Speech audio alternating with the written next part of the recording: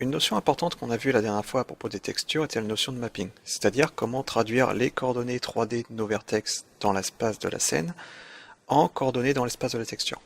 Alors la dernière fois on a vu les mappings les plus basiques et aujourd'hui on va s'intéresser à l'UV mapping qui est extrêmement intéressant en ceci qui va nous permettre de définir manuellement la position de nos vertex dans l'espace de la texture. Alors pour ce faire, on va utiliser un autre outil qu'on n'a pas utilisé jusqu'à présent, qui est l'éditeur d'image. Alors je vais splitter ma fenêtre comme ceci et ouvrir l'éditeur d'image. Donc UV Image Editor, voilà. Qui nous représente un espace à deux dimensions dans lequel on va définir la position de nos vertex. Alors pour démontrer ça, on va commencer avec un simple plan. Donc ça va être très simple. On va passer en mode édition. Voilà. On va sélectionner tous nos vertex et on va appuyer sur U. U nous ouvre un menu qui va être le menu d'unwrapping qui en gros sert à déballer nos modèles dans un espace à deux dimensions. Alors si on clique sur Unwrap directement, on a quelque chose qui s'est créé qui est une UV map, qui est ici, qui est un type de données spécifique à Blender qui va contenir les coordonnées 2D de nos vertex dans l'espace UV. Et ce qu'on voit, c'est que donc on a nos 4 vertex qui sont là au bord de la fenêtre. Donc si on veut les voir voilà, les uns séparément. Maintenant, pour démontrer l'impact que ça a, je vais charger une image. Donc si je fais ici Open et que je charge une image voilà, que j'avais préparée, une photo. Donc on a la fenêtre qui s'est adaptée à la taille de l'image, au format de l'image. Et ce qu'il faut savoir, c'est qu'en fait, les coordonnées UV sont identiques à précédemment, c'est-à-dire que ça va entre 0 et 1 en horizontal et 0 et 1 en vertical.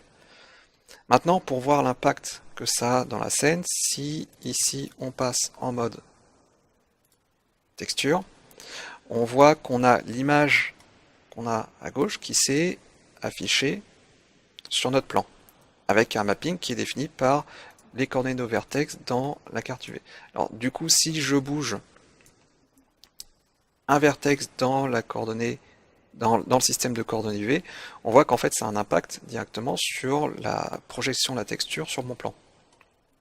Et donc tout le but du jeu va être de placer nos vertex sur les textures de sorte à obtenir ce qu'on veut au final. Voilà. Donc très simplement, c'est comme ceci que fonctionne l'UV mapping. Alors c'est pas encore suffisant pour avoir un rendu. Il va falloir rajouter un matériau. Alors un mot sur les modes d'unwrapping. Donc si je represse U ici, on en a plusieurs. Alors le plus simple, Unwrap, il nous projette nos vertex un peu en bordure. On en a d'autres qui sont plus détaillés, qui vont être principalement utiles pour des mèches un peu plus compliquées. On a un qui est Project from View, qui en gros fait la projection de ce qu'on a dans la vue 3D directement dans l'UVMap. On a la même en étirant, mais je vais rester en mode voilà, unwrap standard. Le problème c'est que maintenant, eh ben, mon UVMap, elle est redevenue carrée, donc je vais déplacer ça ici. Voilà. Alors ce qu'on voit, c'est que le format de l'image, qui est 1.5, ne correspond pas du tout au format de mon plan. Et donc si je veux rétablir le format correct de mon image, je vais devoir étirer mon plan. Donc si j'étire suivant X d'1.5, on voit que j'ai récupéré mon format d'image. Parce que les coordonnées 3D de mes vertex sont, pour ainsi dire, complètement décorrélées de leurs coordonnées 2D dans l'UVMap. Voilà. Alors maintenant, si je veux faire un rendu, je vais devoir ajouter un matériau. Voilà. Donc mon objet a un matériau, et je vais lui rajouter une texture. Comme ceci. On va utiliser comme type de texture une image. Donc je vais ouvrir mon image. Voilà. Voilà. Et donc là, l'image est la texture de mon matériau. Maintenant, on est de base en type de coordonnées UV. Par contre, on va lui dire qu'on veut utiliser l'UVMap qu'on a défini précédemment. Et on fait en sorte, ici c'est par défaut, que l'image va changer la couleur de notre matériau. Enfin, la texture change la couleur du matériau. On peut, bien sûr, influer sur d'autres paramètres. Et donc maintenant, si je fais un rendu, on voit qu'on a notre image qui s'est appliquée sur le plan. Et donc, de cette manière-là, on va pouvoir inclure des données de dimension dans des rendus 3D. Alors pour aller un petit peu plus loin, je vais maintenant faire la même chose pour un cube qui a 6 faces sur le dune. Alors de la même manière qu'avant, il suffit de passer en mode édition, et si on presse U et qu'on fait Unwrap, on va voir nos faces qui vont obtenir leurs coordonnées. Maintenant, le problème, c'est que quand on a des faces qui sont jointes comme ça, et ben dans le système de coordonnées de l'UVMap, en fait, on va pouvoir retrouver des vertex qui sont communs à plusieurs faces. Par exemple,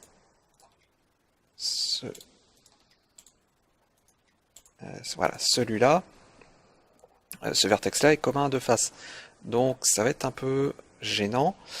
Et pour remédier à cela, soit il faut passer par des méthodes d'unwrapping qui sont un peu spécifiques, soit utiliser un objet qui est les sims, qui va nous permettre de définir des zones de découpage autour de notre mèche. Alors on va pas utiliser ça ici parce que c'est un peu compliqué à voir, peut-être une autre fois.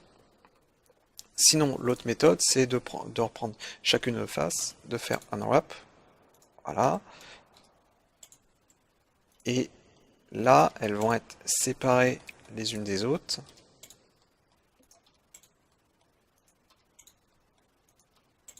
Voilà. Et on n'aura plus de vertex commun. Alors, maintenant, ce que je vais faire, c'est que je vais charger une image qui sera un peu plus adaptée à ce que j'ai là. Voilà. Une petite image avec les équations de Maxwell. Et l'idée, ça va être de déplier notre cube pour avoir chacune des faces correspondantes dans notre texture sur chacune des faces du cube. Alors, je vais commencer par celle-là, par exemple. Et je vais faire mes transformations. Alors, ce qu'il faut savoir, c'est que les transformations dont on a l'habitude en 3D sont identiques à celles qu'on va retrouver en 2D. C'est-à-dire qu'on peut faire des mises à l'échelle, appuyant sur S, des déplacements en appuyant sur G, et des rotations en appuyant sur R. Tout comme en 3D, on a un curseur 3D. Ici, on a un curseur 2D. Le curseur 2D peut nous servir de point pivot, de la même manière. Si là, je passe mon curseur 2D en point pivot et que je fais une rotation, eh bien, on voit que les coordonnées de mes vertex dans l'UVMap tournent autour de mon point pivot. Alors, je vais repasser ici en mode bounding box, parce que ça va être plus simple. Et donc, le but du jeu, ça va être de mapper tout ça proprement. Donc, je vais passer là, faire mes mises à l'échelle. Voilà. Donc, une phase de fait.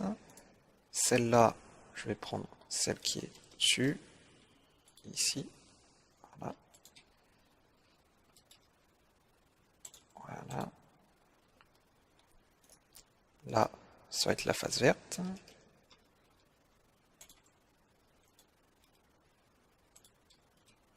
Alors, il faut essayer quand même de garder des proportions un peu identiques dans ce cas-là, parce que, par exemple, si je donne cette proportion-là à mes coordonnées UV pour cette face-là, on voit que la texture est complètement étirée par rapport à la texture par ici.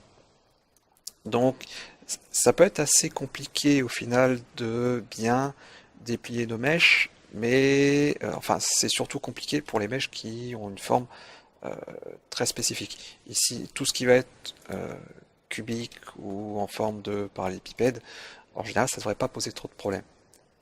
Voilà, on en a 3 sur 6. Voilà. Donc là, ça va être la face rouge.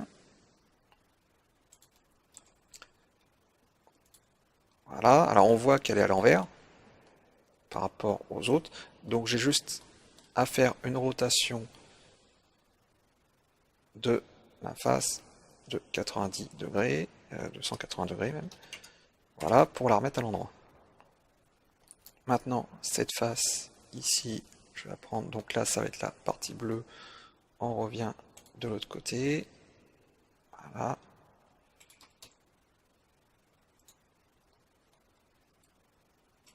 Elle est elle aussi à l'envers. On fait une rotation de 180 degrés.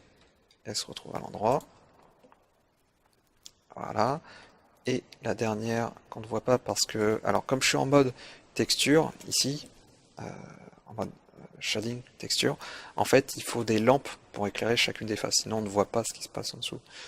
Et donc je vais dupliquer cette lampe là, voilà, et voilà, la mettre en dessous. Et donc là on voit ce qui est en dessous. Le problème c'est que ces lampes là vont influer ensuite sur la scène, donc il peut être nécessaire de les supprimer. Donc je reprends ma face, et donc là, ça va être la face blanche.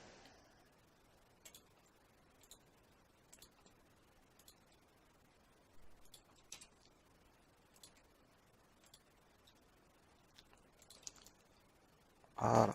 Alors j'ai fait ça un peu rapidement, parce que bon, l'intérêt n'est pas de faire le truc le plus propre possible. Ici, c'est juste de montrer comment ça marche.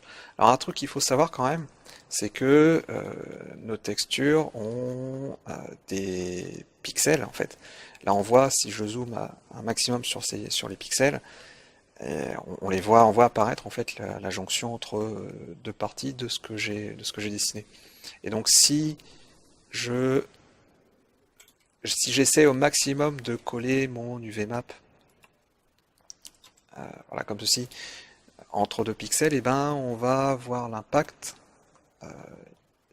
Par ici on voit ici c'est un peu flou parce qu'en fait les coordonnées de mes vertex dans l'UVMap sont sur cette zone un peu pas très propre, et ça pose des problèmes. Donc il faut, enfin l'idéal c'est de s'arranger pour qu'on n'ait pas les coordonnées de nos vertex dans l'UVMap sur des discontinuités comme ça.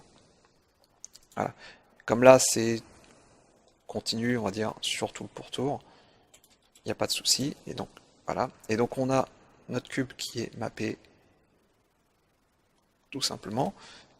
Maintenant, même problème que tout à l'heure, c'est pour l'instant c'est en mode rendu texture et pas en mode si je fais un rendu simple, et ben on voit pas la texture.